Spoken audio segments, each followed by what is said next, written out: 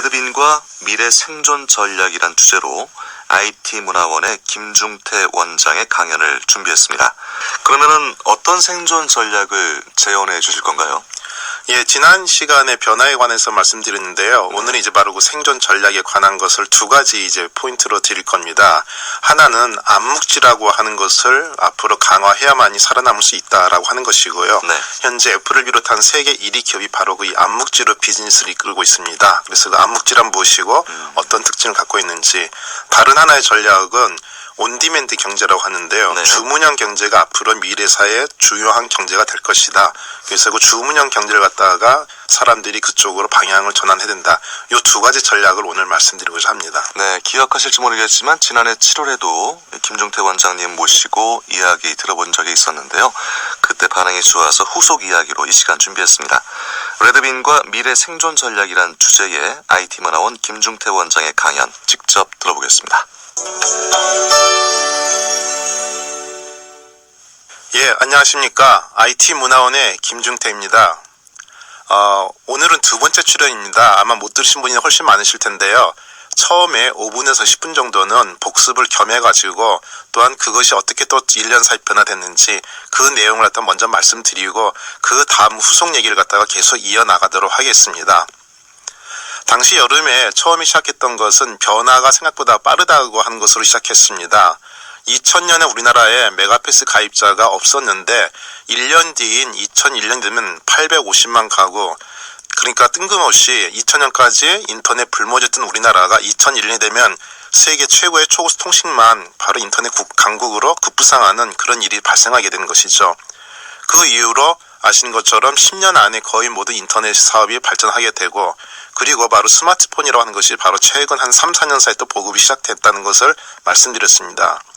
그때 말씀드린 기술 중에서 앞으로 우리에게 크게 영향을 미칠 기술, 첫 번째로 음성인식 기술에 대해서 말씀을 드렸어요.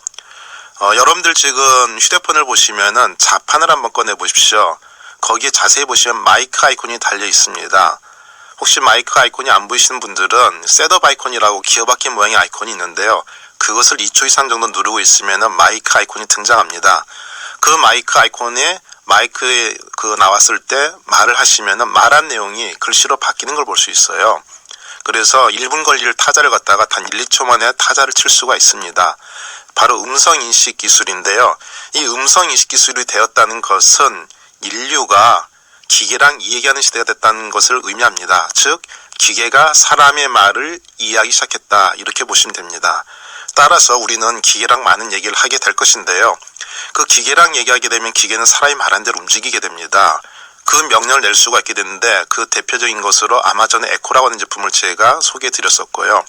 또 다른 기술로 뭘 선보이냐 그러면은 바로 실시간 통번역 기술을 소개해 드렸습니다. 지금 플레이스토어라든지 아이폰 앱스토어에서 구글 번역이라고 해서 검색해 보시면 바로 설치 가능합니다.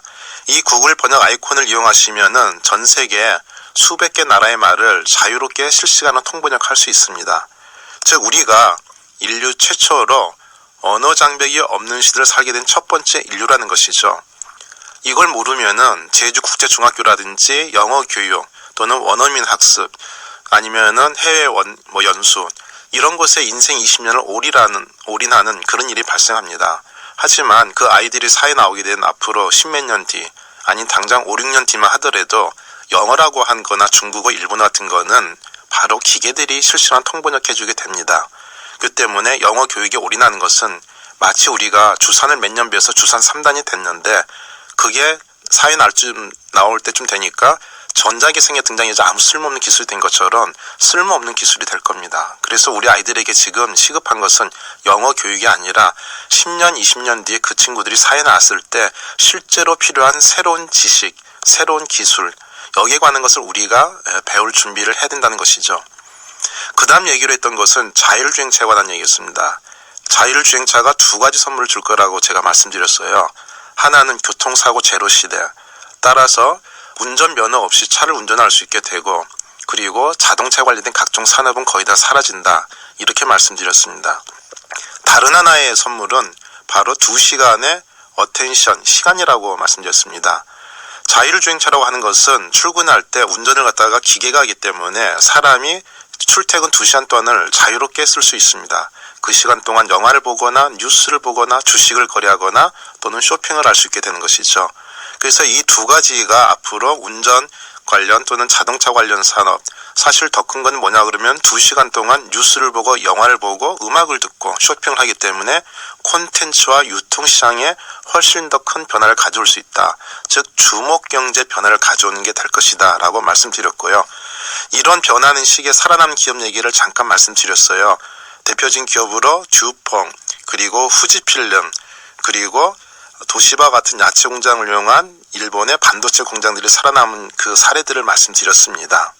결국 우리가 초연결 시대 의식주 산업은 전부 다 바뀌게 될 것이고, 그리고 3D 프린터라든지 다양한 신기술이 우리의 아마 삶을 바꾸게 될 겁니다.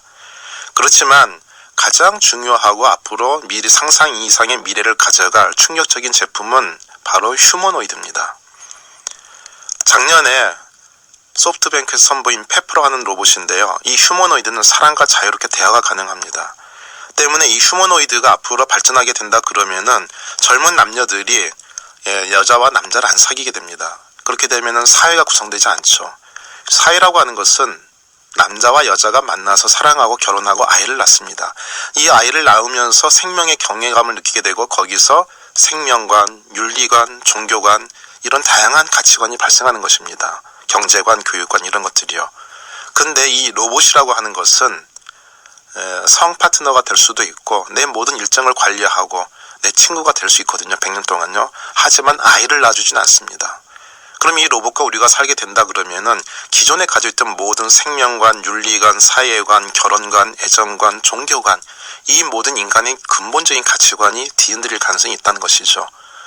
이런 사회는 우리가 아직 한 번도 경험하지 못한 사회입니다. 그래서 상상 이상의 미래라고 제가 표현했던 것이고요. 이런 시기가 온다 그러면은 동시에 10만 가지 직업이 사라진 시기도 올 겁니다. 로봇한테 어떤 프로그램 넣냐에 따라 가지고 달라지거든요. 그 로봇에게 캐디 프로그램 넣으면은 나를 따라오너라 하면은 그 애는 바로 그 순간부터 캐디로서 내 골프백을 메고 따라올 것이고요. 할머니 일어나서 약 드세요 하는 간호사라든지 아니면은 그런 도우미가 될 수도 있고요. 그리고 오늘 내 세금 얼마나 내야 되냐라고 하면은 그 순간에 세무 프로그램을 돌려가지고 세무사 역할을 하거나 또는 변호사, 회계사 10만 가지 직업을 동시에 한 몸에 갖고 있는 그런 로봇이 바로 휴머노이드입니다. 이런 시기에 우리 아이들이 바로 경쟁을 해야 된다는 것이죠. 그 로봇이 먼 미래가 아니라 올해 벌써 아니죠. 이제 해가 바뀌었죠. 2016년으로. 2015년 2월에 개발자 버전 300대가 보급되기 시작한 것을 필두로 해서 6월 20일에는 일반인 버전 1000대가 보급되기 시작했습니다. 물론 1분 만에 바로 판매는 종료됐습니다. 전 세계 개발자가 전부 다 달려들어서 하나씩만 달라고 하는 상황이죠. 거기다가 어떤 프로그램을 넣느냐에 따라 가지고 그 로봇은 10만 가지 직업을 한 몸에 가지는 그런 다재다능한 로봇이 됐는데요. 놀라운 것은 이 로봇의 가격이 180만 원에 불과하다는 것입니다. 참으로 상상을 초월한 일들이 생긴 것이죠. 우리가 전혀 생각도 않았던 바로 휴머노이드 시대가 열리게 된 겁니다. 자, 여기까지 내용이 지난 여름에 제가 방송했던 내용입니다. 이 방송을 듣고 많은 분들이 걱정을 하시고 전화도 주시고 또 많이 연락을 주신 분이 많으셨습니다.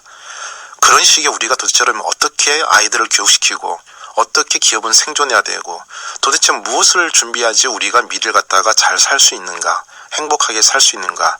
제가 이 질문에 대해서 길을 제시드리기가 상당히 어려웠어요. 그래서 고민을 하다가 레드빈과 미래 생존 전략이라고 하는 바로 스마트폰 어플북을 만들었습니다.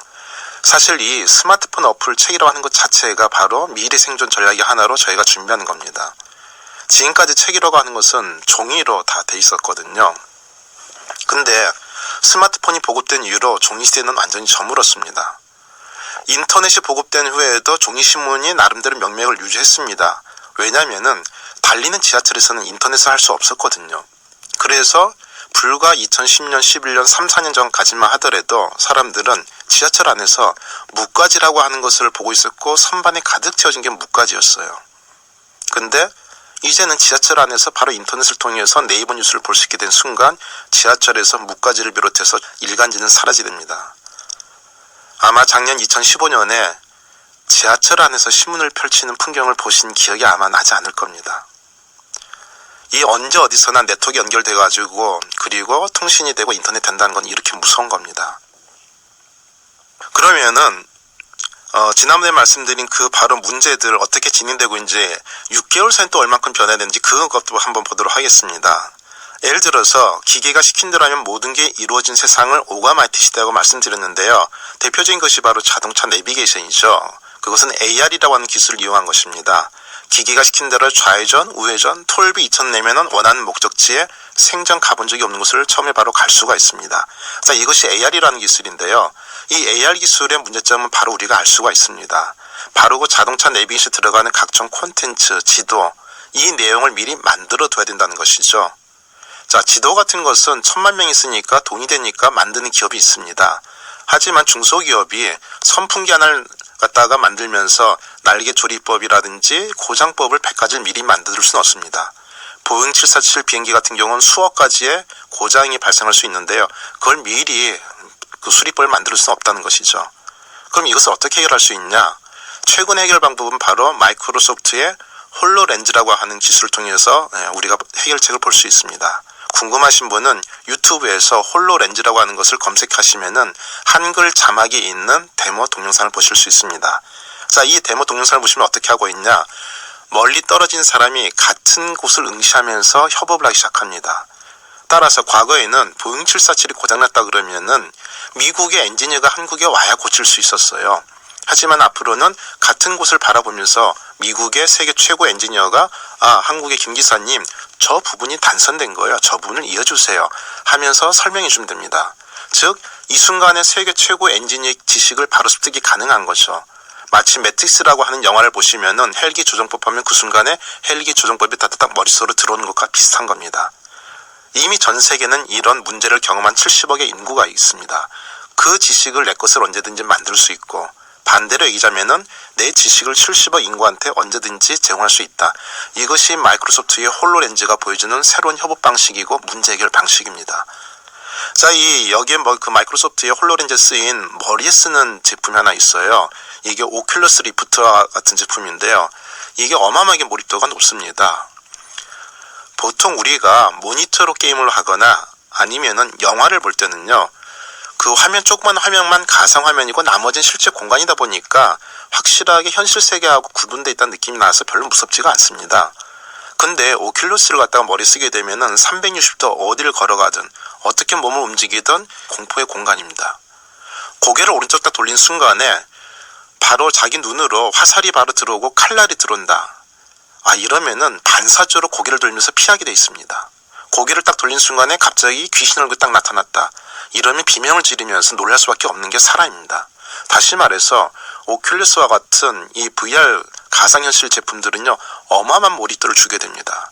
마치 우리가 교육 현장에서 이걸 쓴다 그러면은 실제랑 똑같은 체험 효과를 가질 수 있다는 거죠, 몸에. 그래서 이런 것들이 바로 지난 몇 달 동안에 일어나고 있는 기술적인 변화들인 것이죠. 더 빠른 변화들은 여러분들이 아마 요즘 판매된 제품을 아실 수 있을 겁니다. 갤럭시 S2 같은 시계라든지 아니면은 애플워치라든지 조버넛 같은 거라든지 즉 웨어러블 제품이라고 그러죠. 몸에다 지니고 다니는 이런 웨어러블한 제품은 계속 증가하게 될 겁니다. 우리가 앞으로 이런 제품을 갖고 다니게 되면은 안경을 쓰거나 팔찌를 하거나 시계를 하게 되면 그 제품들이 바로 실시간 통번역을 해주게 될 겁니다. 중국인이나 프랑스인을 만났을 때 바로 그 기계들이 바로 한국말로 번역을 해준다는 것이죠. 이렇게 웨어러블이 가능해진 것은 두 가지 요소가 있어서 가능해졌습니다. 첫 번째로 하드웨어가 굉장히 다양하게 소형화되고 싸졌다는 점. 또 하나는 휴대폰, 스마트폰이 보급되면서 언제 어디서나 네트워크가 가능해졌다는 점. 이것이 바로 이제 웨어러블이 이제 본격적으로 가능해진 이유가 된 것이죠. 그렇다면은 이런 웨어러블한 제품은 어디까지 작아질 수 있냐? 아마 여러분들이 생각하는 이상으로 작아질 수 있을 겁니다. 스웨덴의 스톡홀름에 가면 에피센터라는 산업센터가 있어요. 근데 여기에 이제 종업원들이 불만을 갖다가 얘기합니다. 사장님, 우리 목에 거는 이 목걸이 인식표 이거 집에 두고 오면 택시 타고 갔다 와야 되잖아요. 이 목걸이 좀 불편한데 없을 수 없어요? 그러자 에피센터에서는 직원들을 불러서 주사를 한 방씩 놔줬습니다. 칩 주사죠. 크기가 진짜 좁쌀만합니다. 손가락에 피부 사이에 넣으면은 티도 안 나는데요. 이 손가락을 갖다가 놓고 다니도 않잖아. 손가락 들고 다니지, 손은. 자, 일단 넣어줄게. 그래서 에피센터 직원들은 손을 대면 출입문이 열리고요. 손을 대면 복사기가 동작이 됩니다. 앞으로 카페에서 결제도 손만 대면 결제가 된다든지 되는 거죠. 이 정도로 작아지고 있습니다. 그렇다고 해가지고 이 웨어러블한 제품들이 앞으로 굉장히 빠른 속도로 보급될 거냐? 그건 또 장담하기 어렵습니다. 왜냐하면 기술적인 문제는 아니고요. 바로 정치적인 이슈가 있습니다. 구글 글래스 같은 경우는 상대방의 얼굴을 인식하는 게 가능합니다. 그래서 이미 3년 전 나왔을 때, 1 버전이 나왔을 때 길 가는 이쁜 여자 또는 잘생긴 남자 얼굴만 쳐다보니 전화번호를 따줬어요. 얼굴 인식을 해가지고. 참 놀라운 것이죠. 당연히 사생활 침해 논란이 이렇습니다. 아니, 길 가는 사람 쳐다만 보면 전화번호가 따진다는 게 이게 말이 되냐. 개인정보를 갖다가 유출한다는 것이. 이 세대는 어느 정도까지겠냐. 감정을 읽어줍니다. 상대방 여성에게 반갑습니다. 홍길순 씨 같이 스키 타러 가실까요? 했을 때 그 안경이 알려줘요. 앞에 홍길순 씨는 스키 싫어해 주인님. 그래? 그럼 스키 말고 저기 커피 한 잔 마시죠. 이 정도까지 발전한 것이 2세대 글래스입니다. 상대방의 감정을 읽어주는 어플, 이모션트의 어플이라든지 이런 다양한 어플들이 나오게 된 것이죠. 결국 이런 웨어러블한 제품에서 이런 기능이 동작하고 안 하고는 기술적인 문제가 아니라 그런 사생활 침해를 갖다가 사람들이 허용할 것이냐 말 것이냐는 정치적인 이슈가 될 겁니다. 자, 그리고 지난 6개월 동안의 자율차는 어느 정도까지 발전했냐? 어마어마하게 빠른 속도로 발전했습니다. 영국 같은 경우는 작년에 런던 근교에 밀턴 케인스, 코번트리, 브리스톨, 그리고 그리니치 이 네 곳을 자율차의 시범 운행 단지로 만들었어요. 그래서 클레어 페리 영국 교통부 장관은 자율주행차는 우리 영국의 미래달 정도로 자율주행차에 커다란 힘을 불어넣어주고 있습니다. 이것이 자율차가 앞으로 보급되려고 그러면은 하드웨어만으로는 안 됩니다. 소프트웨어도 굉장히 많이 필요하고요. 더 필요한 건 뭡니까? 사회적인 합의입니다. 자율주행차가 가다가 고장이 나가지고 사람을 펴서 사고를 냈다. 자, 이렇게 되면은 이 사고 책임을 누가 져야 되는 것이죠? 그럼 소유주가 내야 됩니까? 소유주가 무슨 잘못해서 차가 고장나서 그런 건데 그럼 자동차 회사가 이걸 책임져야 됩니까? 아니면 국가가 책임져야 됩니까? 이런 문제들 바로 사회적인 합의가 필요하죠. 그래서 영국은 2017년까지 기존 법령을 제도를 갖다 고치고 공청회를 해가지고 이런 사회적 합의를 이뤄낸 다음에 2018년부터는 실질적으로 자율차에 관한 법을 실행할 준비를 벌써 다 갖춘 상태입니다. 반면 우리나라는 이런 것에 관한 논의 자체가 거의 안 이루어지고 있죠. 그래서 우리가 많이 미흡하다고 하는 것이죠. 그리고 자율차를 갖다가 얘기하면서 분명히 에너지 시장의 변화를 말씀드렸어요. 그때마다 해도 설마 했을 겁니다. 하지만 이미 이 세상 변화는 시작됐습니다. 2014년 여름부터 원유 가격은 110달러에서 50달러까지 절반으로 반토막이 나버립니다. 근데 생각해 보십시오. 원유로 먹고 사는 나라가 수십 개 나라입니다. 우리가 알고 있는 아랍권 국가들. 카타르 같은 경우는 국민소득이 10만 달러가 넘습니다. 4인 가정으로 다시 말해가지고 연간 5억을 버는 나라죠. 근데 그 카타르가 올해는 적자 예산을 편성했습니다. 나라가 위험하다는 것이죠. 또 하나의 부국인 사우디아라비아. 대단한 나라였죠. 2년 전인 2014년 여름만 하더라도 사우디아라비아의 외채 보유고는 7,370억 달러나 해당했어요. 거의 800조 가까운 외환 보유고를 가지고 있었습니다. 그런데 석유 가격이 반토막으로 나면서 석유 수출, 다시 말해가지고 국민 총생산과 수출이 반으로 줄어들어버렸죠. 결국에는 그 보유하던 외환을 갖다가 쓰면서 버티게 됩니다. 1년이 지난 2015년 7월 정도가 되면요. 사우디아라비아의 외환 보유고는 655달러밖에 안 났습니다. 65조밖에 안 남아버려요. 800조 가까운 돈이 1년 만에 증발해버린 겁니다.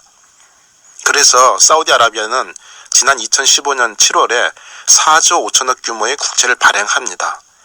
한 달 뒤 다시 또 6조 원에 해당되는 다시 국채를 또 발행합니다. 이 정도로 사우디나 카타르가 어려울 정도면 다른 나라 얘기할 것도 없습니다. 미국과 더불어 세계 강국인 러시아, 예산이 석유 가격 연동제입니다. 2014년에는 91달러를 석유 가격을 기준으로 예산을 편성했어요. 근데 그것이 50달까지 내려면서 나라가 완전히 휘청거리고 큰일 나게 됐죠.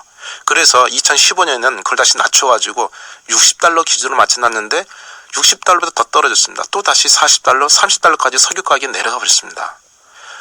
러시아라고 하는 큰 나라가 국가 예산의 반이 사라져버리는 일을 2년 연속 경험하면서 나라 경제가 완전히 망가진 상태입니다. 근데 이런 것들이 좋아할 일은 아닙니다. 왜요? 그 나라들이 살았다는 것은 결국 수출로 먹고 사는 우리나라도 위험했다는 뜻입니다.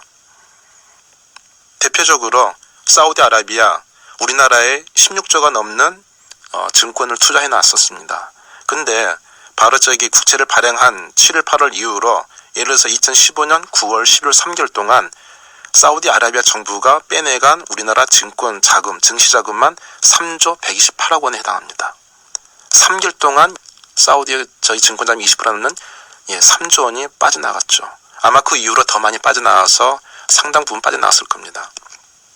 더 중요한 것은 바로 그 부자 나라가 망하게 됨으로써 우리나라의 수출길이 막혔다는 것이죠. 결국 사우디, 카타르, 러시아, 멕시코, 볼리비아 이 많은 나라들은 수입을 중단할 것이고 신규 건설, 발주, 프렌트를 중단할 겁니다. 우리가 러시아라든지 멕시코라든지 아니면은 아랍권에다가 바로 건설, 플랜트, SI 같은 거 IT를 수출하고 있었습니다. 냉장고도 수출하고 있고요. 유조선도 수출하고 있었고요. 네, 그 모든 것들이 앞으로 신규 발주가 없어지게 된다는 것이죠. 부자 나라가 망하게 되면은 그 가난한 나라나 또는 부자에게 물건을 팔아먹는 나라들도 어려워지는 겁니다. 결국 대한민국 경제도 2016년, 17년, 2년 동안 굉장히 어두운 미래를 갖다가 보일 수밖에 없습니다. 그래서 중국이라든지 대한민국 경제가 앞으로 굉장히 어려울 겁니다 라고 작년에 강의하고 다녔었는데 설마라고 계속 하신 분이 많습니다. 근데 그 징조는 이미 나와 있었던 것이고요. 당연히 그에 준비한 기업들이 있습니다. 세계 최대 기업인 자라 같은 경우는 바로 그걸 미리 알고 있었죠. 보통 경기의 선행 지표를 갖다가 아는 가장 먼저 아는 업종이 뭐냐 그러면은 유흥하고 바로 옷입니다. 돈이 없어지게 되면은 버틸 수 있어야 되기 때문에 버티는 방법이 뭡니까? 안 써도 되는 것부터 줄입니다. 그러다 보니까 노는 거 줄이게 되고요. 그리고 사놓은 옷으로 버틸 수 있으니까 입은 옷으로 계속 있습니다. 새 옷을 안 사고. 그 자라에서 벌써 현금 유동 위기를 알고서 그 중국의 조치를 취합니다. 자라 같은 경우 중국에 최근 몇 년 동안 연 100에서 150개 정도의 매장을 매년 열었습니다. 엄청난 속도로 성장했는데요. 2010년 올해 자라의 매장은 5개입니다. 신규 매장 목표는. 이 얘기는 뭡니까? 1년 전부터 신규 매장 계약을 안 했다는 뜻인 거죠. 즉 만약에 100개씩 내다가 경기가 서서히 하한다 그러면은 80개, 70개, 50개로 줄여나가야 됩니다. 그런데 5개라는 얘기는 아예 신규 매장을 안 한다는 얘기고요. 중국 경제가 바로 절벽으로 떨어질 거라고 하는 것을 자라의 팀은 알고 있었다는 것이죠. 저희들도 그 얘기를 하고 있었던 것이고요. 그 우려대로 올해 2016년 중국의 증시는 개장하자마자 5%, 7% 연일 하락하면서 서킷 브레이크가 발동하고 난리가 아니었습니다. 문제는 이게 시작에 불과하다는 것이죠. 많은 나라, 수십 개 나라가 망했기 때문에 석유가격 하락으로 그 문제를 갖다가 우리도 바로 1, 2년 뒤 우리가 얼만큼 한국도 위험한지 알고 있어야 된다는 것입니다. 그렇다면 여기서 우리가 한 가지 질문 던질 게 유가 하락의 이유가 뭘까요? 하는 것이죠. 세일가스는 계속 깨고 있었고요.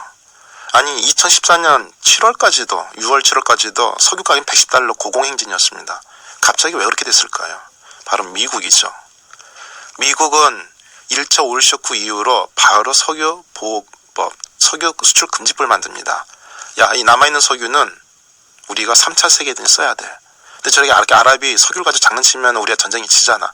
그러니까 앞으로 석유는 캐서 쓰지 말고 사다 쓰고 본토 있는 석유는 보관을 해야 된다라고 했는데 바로 전기차의 등장으로 통해 가지고 야 앞으로 전기차, 전기 트럭, 그리고 전기 탱크, 전기 비행기, 전기로 모든 무기를 갖다 움직일 수 있게 됐잖아. 그럼 저 본토에 있는 석유는 뭐가 되는 거지? 야 그럼 갖다 팔자. 저거 있어봐야 우리 앞으로 큰일 나겠네. 그래서 미국이 작년 6월에 오바마 정부가 40년 만에 석유 수출을 갖다가 금지를 해제를 합니다. 그 순간부터 투명상이 일어나서 바로 석유 가격이 50%까지 하락을 한 것이죠. 지금도 계속 해내고 있고요. 그 결과 미국은 2013년에 러시아를 제치고 세계 최대 천연가스 생산국 1위가 되고요. 2014년에는 사우디를 제치고서 석유 생산 1위가 됩니다. 자, 이 정도로 어마어마한 변화가 지난 1, 2년 사이에 있었다는 것이고요. 그렇다면은 이런 변화가 있는 동안에 살아남으려고 그러면 도대체 우리는 무엇을 했냐? 1, 2년 뒤에 우리 경제가 이렇게 암울하다 그러면 기업은 뭘 해야 되고 걔는 뭘 해야 되는 건데요. 그 바로 생존법을 보여주는 기업들이 지난 시간에 말씀드린 듀폰이라든지 후지라든지 아니면 이런 기업들입니다. 듀퐁 같은 경우는 200년이 넘은 기업입니다. 1802년 만들어진 기업이거든요. 미국 최대 부자 가문이고요. 화학에서는 세계적인 기업이죠. 근데 1999년부터 2004년 사이에 매출의 80%에 해당되는 화학과 섬유화학과 석유화학을 다 팔아버립니다. 대단한 결단인 거죠. 그리고 뭘 하냐? 농업회사 파이오니아를 사들입니다. 당연히 그 시기에 듀퐁의 매출은 반으로 줄어듭니다. 어마어마한 고통이 있었죠. 그 고통을 갖다가 인내하면서 참았기 때문에 지금 듀퐁은 매출의 3분의 1이 최근 3년 동안에 개발된 신제품에서 나옵니다. 듀퐁의 뼈를 깎는 노력이 있었기 때문에 듀퐁은 미래가 아주 밝아졌어요. 미래는 결국 식량 사업이라는 것이죠. 그 나머지는 메디칼, 전기, 자동차, 신소재, 이렇게 포트폴리오가 완전히 15년 만에 싹 뒤바뀌었습니다. 그래서 듀퐁이 살아있는 것이죠. 비슷한 기업이 바로 일본의 후지필름입니다. 아급하는 디칼을 안 만들어서 2005년에 파산을 하고요. 코닥은 디칼 만들었지만 적극적으로 안 해가지고 2012년 파산을 합니다. 후지의 고모리 회장은 2003년에 취임하자마자 바로 후지의 위기를 인정하죠. 다만 임원들은 그 위기를 인정 안 합니다. 회장님, 저 디카폰카가 무슨 위협이에요. 저 10만 화소밖에 안 되잖아요. 저 10만 화소 무슨 예술사진, 보도사진을 찍어요. 근데 고모리장은 그렇게 생각 안 합니다. 여러분, IT라고 하는 것은 가격은 기하급수로 떨어지는데 성능은 기하급수적으로 곡선으로 올라갑니다. 여러분들 지금 컴퓨터에 보면 노트북에 하드디스크라든지 이런 거 있습니다. 그 하드디스크 가격 출시 대비 얼만큼 하락했냐? 1억 분의 1로 하락한 제품입니다. 처음 출시됐을 때는 메가급이 1000만 원대였는데 지금은 100만 배인 기가 테라급이 몇만 원대로 떨어졌습니다. 인류 역사상 실물 제품이 실제 가치가 1억 분의 1로 떨어진 경우는 없었습니다. 근데 하드디스크 가격이 1억 분의 1이 됐어요. 몇 년 사이에. 10년 전에 여러분들이 아이들 잘하는 거 찍겠다, 동영상 찍겠다고 소니의 캠코더 카메라 300만 주고 샀습니다. 불과 10년 전에. 그보다 훨씬 성능이 좋은 동영상 카메라 여러분 휴대폰에 공짜, 무료로 내장되어 있습니다. 이제 가격 산정도 안 됩니다. 그래서 고모리장은 디지털을 무섭게 알아야 된다고 얘기했고요. 그래서 결국 임원을 설득해가지고 바로 구조조정이 들어갑니다. 2존을 들어가지고 필름 사업 자체를 없애버리죠. 그리고 약 5,000명에 달하는 직원을 갖다가 자릅니다. 구조조정을 하죠. 그리고 나서 의료와 화학으로 갑니다. 필름에 사용됐던 기술을 이용해가지고 의료와 화학으로 가서 이제 후지필름은 화장품에서 합니다. 고기능성 화장품으로 굉장한 인기를 끌고 있고요. 그리고 바로 에볼라 바이러스 백신을 후지에서 또 만듭니다. 의약품 회사로서. TH 필름 같은 특수 필름 회사로서 굉장히 크게 변신하게 되죠. 우리나라에도 비슷한 사례들이 있습니다. 아모레 퍼시픽이죠. 아모레 퍼시픽도 본래 역량인 화장품에만 집중하기 위해 가지고요. 바로 태평양 증권을 갖다가 선경, SK죠. 선경에 매각하고 야구단이라든지 농구단이라든지 또는 패션 이런 걸 거평, 동방, 상호, 신용금고 같은 것들 다 넘겨버립니다. 이 결과로 결국은 외환위기를 무사히 넘기고 지금 아신 것처럼 연매출이 4조가 넘는 글로벌 기업으로 재탄생하고 있습니다. 그래서 변화의 시기에 이들 기업이 보여준 생존 방법을 우린 잘 기억하고 벤치마킹을 해야 됩니다. 첫 번째로 잘 나갈 때부터 위기를 인정하는 위기의식을 가지는 게 가장 중요합니다. 가장 중요한 거예요.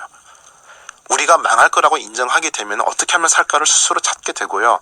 똑똑한 여러분들은 찾아낼 수 있습니다. 기업의 인재들은 다 똑똑하고 우수한 인재들입니다. 위기의식 설마 망하겠어? 이것이 가장 기업을 망가뜨리는 것이지 우리가 곧 있으면 망하겠다라고 하게 되면 생존법을 찾을 수 있습니다. 위기의식을 갖는 게 첫 번째 해야 될 가장 중요한 덕목이고요. 두 번째로 역시 자신이 갖고 있는 바로 그 역량 버리는 게 아니라 거기에 집중한다는 것이죠. 후지나 결국 듀퐁은 화학이라고 하는 본연의 역량을 버리지 않았습니다. 다만 다른 분야로 바꾼 것뿐이죠. 그렇다면은 이런 기업들의 생존 전략을 따라서 이제 해야 되는데요. 근데 그 문제는 이게 따라할 능력이 없겠죠, 우리들에게는요.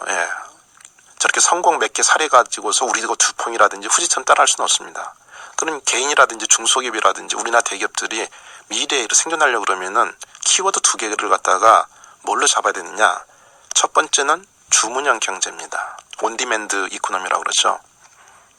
즉 개인들이 원하는 욕구가 있고요. 그 욕구를 주문하는 대로 맞춰주는 서비스와 재화, 상품, 이것이 앞으로 개인 또는 기관, 기업이 살아날 길입니다. 다른 하나는 암묵지에 투자해가지고 멀티랭귀지를 갖다가 배우는 것, 이것이 바로 개인이나 또는 기업의 인재들에게 요구되는 덕목이 될 겁니다. 자, 이 두 가지 미래 생존 전략 잘 기억하셔야 됩니다. 주문형 경제 그리고 암묵지, 텍스트 날리지라 그러죠. 아마 이게 실감이 지금 처음 듣는 용어들이라 이해가 잘 안 가실 겁니다. 실제 사례로 말씀드리겠습니다. 현재 시가총액 세계 1위는 애플이라고 하는 회사입니다. 잘 아시죠? 아이폰 만드는. 자, 애플을 만든 사람 스티브 잡스죠. 스티브 잡스는 80년대까지는 테크노피아였습니다. 기술이면 다 된다라고 하는 그런 생각을 갖고 있던 사람이죠. 자, 그래서 애플이라든지 리사, 매킨토시, 넥스트 어마어마한 최첨단 컴퓨터를 만들어냅니다. 그리고 전부 다 망하게 되죠. 그래서 굉장히 부침에 빠지게 됐는데요. 스티브 잡스가 다시 재기하게 된 것이 뭐냐? 토이스토리입니다. 픽사라고 하는 회사를 갖다가 사들이고 그 토이스토리를 만들어서 그것이 흥행에 성공하면서 다시 몇 조 원의 부자로 다시 부활을 하게 되죠. 자, 이 픽사라고 하는 자회사가 같이 협업을 했던 곳이 어디입니까? 월트 디즈니입니다. 디즈니, 흔히 얘기하는 감성팔이 회사입니다. 아이들과 여자아이들에게 미키마우스 백설공주를 파는 회사죠. 이 디즈니랑 같이 일을 하면서 잡스는 바로 우뇌를 갖추게 되죠. 감성. 여자들과 아이들의 언어를 이해하게 됩니다. 이거 굉장히 중요한 겁니다. 여자들과 아이들의 언어. 이것이 바로 제가 얘기하는 멀티랭귀지입니다. 영어, 프랑스어, 중국어 이거를 멀티랭귀지로 한 게 아닙니다. 이거는 기계가 앞으로 통역해줘요.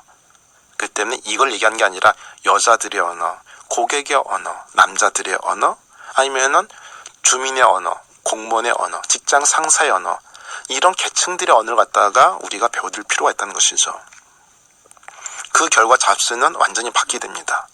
감성을 갖추게 된 것이죠. 자, 좌뇌 천재였던 잡스가 우뇌까지 갖추게 되면서 진짜 완벽한 천재로 재탄생하게 된 것이죠. 그 결과는 바로 애플에서 바로 보여줍니다. 1996년에 애플은 분기 1조인 적자였습니다. 적자를 보일 정도로 완전히 내리막기는 회사였어요. 누구도 못 살린다 할 정도로 완전히 망가진 회사 됐습니다. 그때 애플에서 도움을 요청하죠. 창업자 잡스 형님 다시 돌아와 주세요. 자, 그래서 잡스가 다시 애플로 복귀합니다. 복귀하자마자 제일 먼저 한 게 뭐냐? 한 명의 종업원을 갖다가 직원을 지목합니다. 어이, 자네가 PC를 만들어 보게. 바로 이 친구 이름이 조너선 아이브입니다. 당시 30살의 새파란 신입사원이었죠. 신입사원이라는 좀 그렇고요. 어쨌든 30살이었습니다.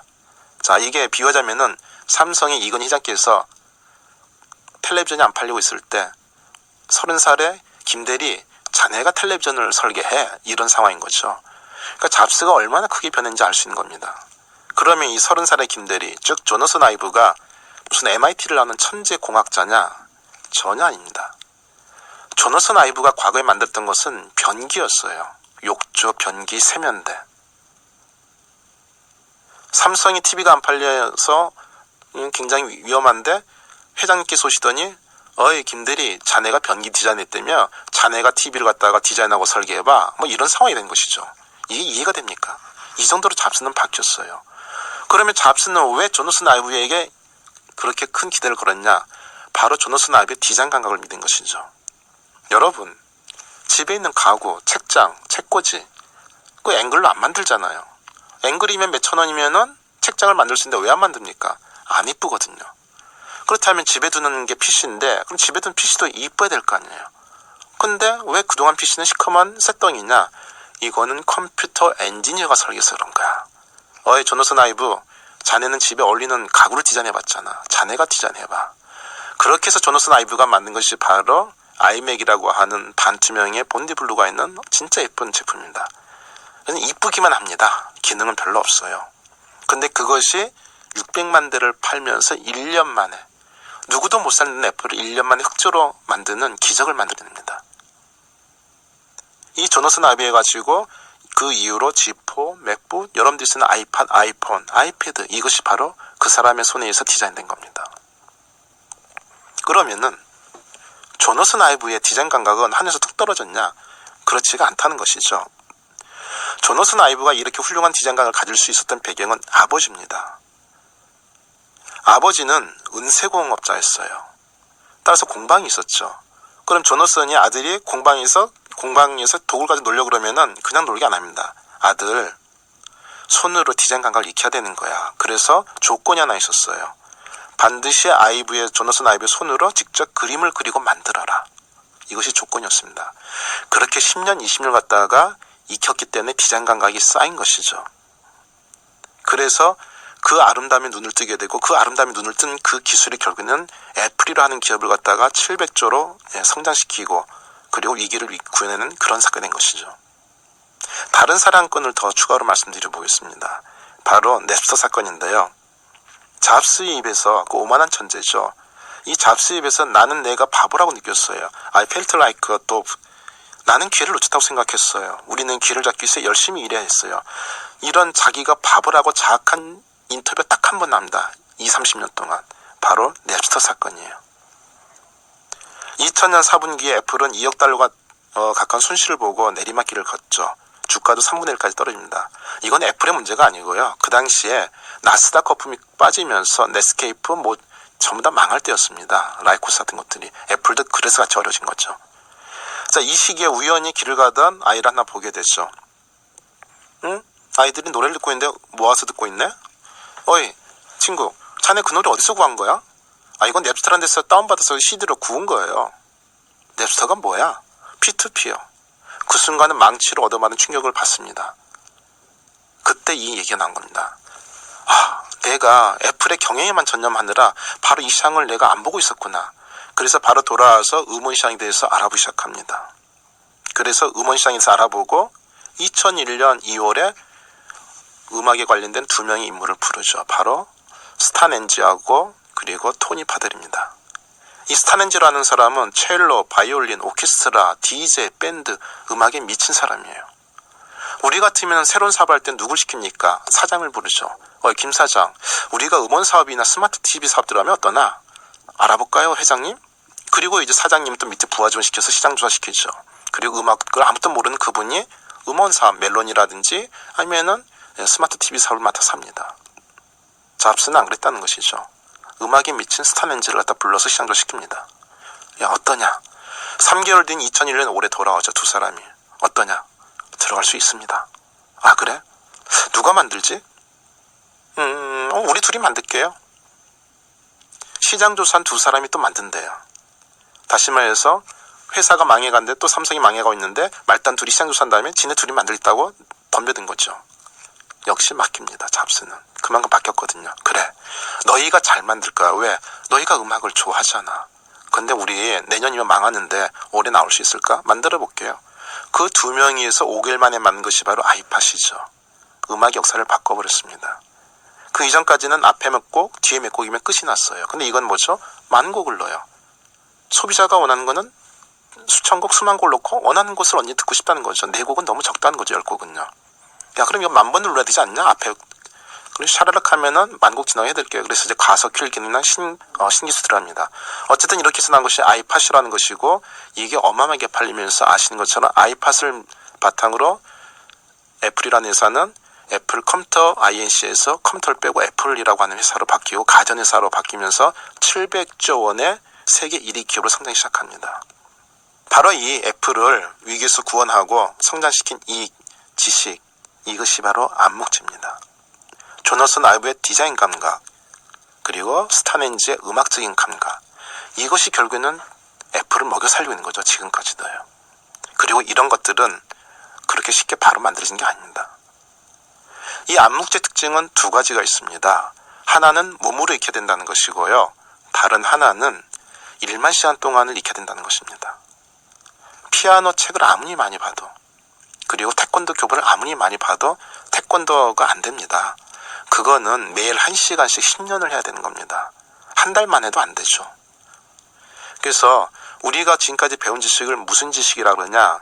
형식지라고 얘기를 합니다. 익스플리시트 날리지라고 그러죠. 자, 형식지. 형식화시킬 수 있는 지식을 말합니다. 글과 그림, 사진, 도표로 형식화시킬 수 있는 것을 형식지라고 얘기를 하죠. 그러니까 우리가 생전 보지도 않은 꽃이지만은 꽃사진 옆에 수서나 이렇게 적혀있으면 우리는 저 꽃이 수서구나 압니다. 장미꽃 옆에 ROS이라고 적혀있으면은 영어로 로즈가 장미라고 발음하는 거구나 압니다. 한 번도 본 적이 없는 바위를 갖다 우린 달달달 외웠어요. 현무암, 화강암, 화성암. 그렇게 해서 외워서 지식을 쌓습니다. 자, 이것이 바로 형식지라고 하는 것이고 우리는 그동안 이 형식지에 집중해왔죠. 국영수 같은 곳에요. 암묵지는 그의 반대 개념입니다. 형식화시킬 수 없는 지식이 암묵지예요. 예를 들어서 내가 여자친구를 만나면은 기분이 좋고 그래요. 그때 친구가 그러죠. 야, 너는 너 여자친구 뭐가 좋니? 내 눈엔 이뻐. 내 여자친구 진짜 이뻐. 그 여자친구를 만나면 기분이 좋고 설레고 행복합니다. 내 여자친구 만날 때 그 느낌, 설레고 행복한 그 행복감을 갖다 여러분 글이나 사진이나 도표로 형식화시킬 수 있습니까? 못한다는 것이죠. 그래서 이것을 바로 암묵지로 하는 겁니다. 이 암묵지가 바로 우리가 휴머노이드가 앞으로 등장하고 그리고 기술이 발전한다고 우리 인류를 갖다가 먹여 살릴 기술이 될 겁니다.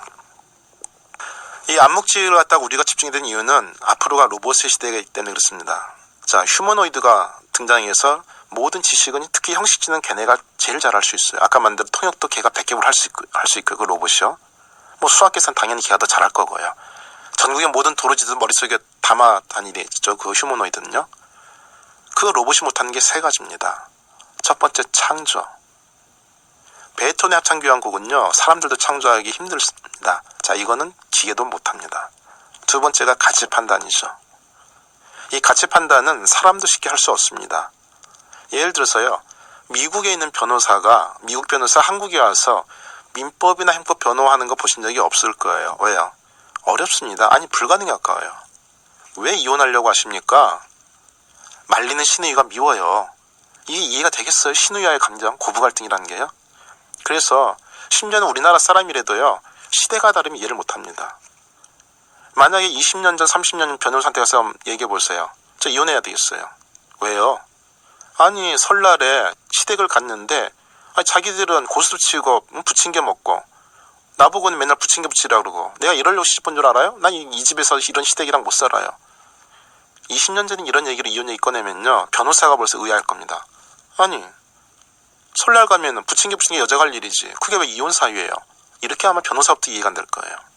지금은 이혼 사유죠.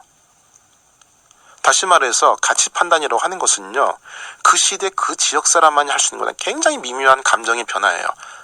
이 지금 상황이 강제였냐 조화산 거냐 이거는 진짜 쉽게 판단하기 어려운 겁니다. 그래서 바로 이 가치 판단은 기계가 못하고 사람이 하게 된 것이죠. 그리고 마지막으로 가장 중요한 거 바로 감성이죠.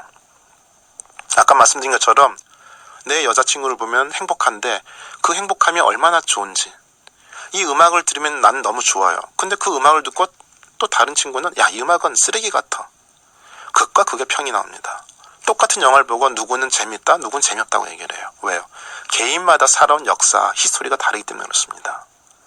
그래서 이 바로 기계 못하는 세 가지 영역, 창조, 그리고 가치 판단, 감성, 이 세 가지를 갖다가 아우른 지식이 바로 텍스트 날리지, 암묵지라고 하는 것입니다. 그래서 우리가 바로 이 암묵지라는 것에 집중을 해야 되는 것이고요. 그리고 이 암묵지를 가지고서 어떻게 상품을 만들었냐? 바로 주문형 경제로 우리가 상품을 만들어야 됩니다. 주문형 경제는 굉장히 간단해요. 고객이 원하는 것을 해결해 주는 거죠. 지금 내 책상 다리가 부러졌어요. 제가 책상 다리 고칠 때 저한테 한 5만 원만 주세요. 이런 것이 주문형 경제입니다.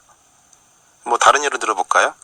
나 지금 강남역에 왔는데 무지 급한 약속이 있는데 중요한 비즈니스인데 이거 주차하다가 시간 보내면 안 되거든요. 대신 주차 줄 사람. 잘 됐네. 나 강남에서 차 마시는 중인데. 네, 이 차끼리 줘요. 내가 주차해 놓을게. 저기 주차해놨거든요. 저기 가서 나중에 찾으세요. 그 순간에 발레 파킹을 했다고 사람이 딱 나타납니다. 이게 과거에는 불가능했죠. 운전하면서 어떻게 발레 파킹할 사람을 구해요. 강남역에서요. 근데 지금은 휴대폰으로 어플을 다운받아가지고 강남역 발레 파킹할 사람이 바로 내가 할게요. 내가 강남역에 왔는데 주차할 곳이 없네. 우리 집 주차장 비었어요. 나 지금 출근했거든. 강남역 1-1번지가 우리 집인데 거기다 차 집어넣고 주차비 2만 원 나한테 송금해줘요. 주차장 빌려준 서비스. 이게 다 나와서 흥행에 성공하는 서비스들입니다. 다른 서비스들 예를 들면 이런 거죠. 잘 됐네. 동네도 가깝네. 우리 동네네. 내가 태도있게 나한테 4만 원 줘. 그래서 자기 자가용으로 그 사람의 무거운 짐과 사람을 인천공까지 데려다 줍니다. 데려다 주고 4만 원을 받죠. 이게 뭐죠? 우버예요. 작년에 서울시하고 대판 싸웠죠. 이 사람아, 자가용으로 그래서 사람을 데려다 주면은, 응? 그럼 이거 불법, 그거 하면 안 되지. 근데 뭐라고 합니까? 소비자들은요. 나는 인천공항에 빨리 가고 싶을 뿐이고, 짐도 많고, 저기 더 싸고. 자가용 운전자는 나는 시간이 남고, 자가용도 있고, 저 사람이 원하고, 그래서 난 투잡을 하고 싶을 뿐이고, 알바를 하고 싶을 뿐이고, 근데 왜 서울시가 뭐라 그래? 이런 상황이 된 것이죠. 이 주문형 경제는 이제 시작에 불과합니다. 사람들이 원하는 것을 그대로 맞춰주는 그런 경제. 이거는 기업도 가야 되고 결국에는 정부도 그쪽으로 가야 되는 것이죠. 이 두 가지가 결국에는 우리의 해법이 될 것인데요. 이 주문형 경제를 갖다가 앞으로 갈 때 우리가 염두에 둘 키워드가 하나 더 있죠.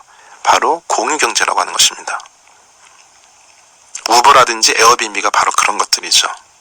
전 세계 모든 집이 내 집이 되고 전 세계 모든 차가 내 차가 되는 이런 게 바로 공유경제입니다. 아까 말씀드린 애플이 바로 공유경제를 통해서 세계 1위가 된 기업이에요. 음악이라고 하는 것은 150년 전까지는 귀족의 소유였습니다. 베토벤 합창교향곡 집안에서 들을 수가 없죠.